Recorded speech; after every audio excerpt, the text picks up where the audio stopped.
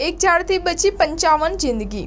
સાપુતારામાં ખીણમાં ખાબકેલી બસને વૃક્ષે ચટકાવી દીધી। સગા ભાઈ બહેનના મોત, 4ની હાલત ગંભીર। पर्यावरण बचावा एक पेड़ जिंदगी के नाम જેવા અનેક સ્લોગન ચલાવવામાં આવે છે।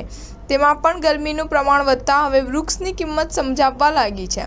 તાજેતરમાં સાપુતારામાં ખીણમાં બસ ખાબકી હતી અને આ બસમાં રહેલી 57માંથી 55 જિંદગી એક ઝાડને કારણે બચી ગઈ હતી।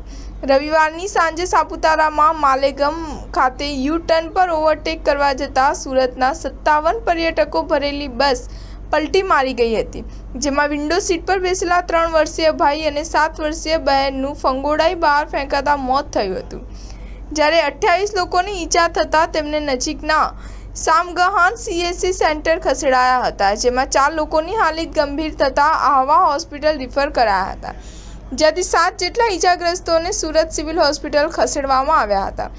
જ્યારે એક ઈજાગ્રસ્તને જણાવ્યું કે બસ ખીણમાં ખાબકી ત્યારે ઝાડ સાથે અટકી ગઈ હતી એટલે બચી ગયા હતા।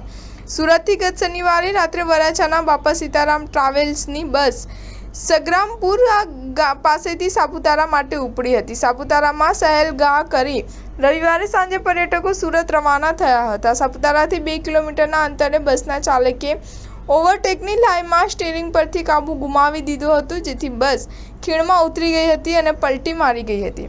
આ અકસ્માતમાં બસમાં સવાર ગોપીપુરા મોમનાવાડના 7 વર્ષીય અતીફા અશફાક શેખ અને 3 વર્ષીય ઉમર અશફાક શેખનું ઘટના સ્થળ પર જ મૃત્યુ નીપજ્યું હતું।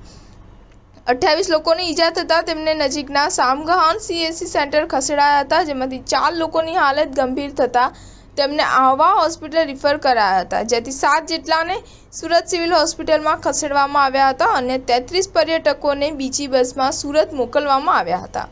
સ્ટાર ન્યૂઝ 7 હંમેશા સચ્ચાઈની સાથે।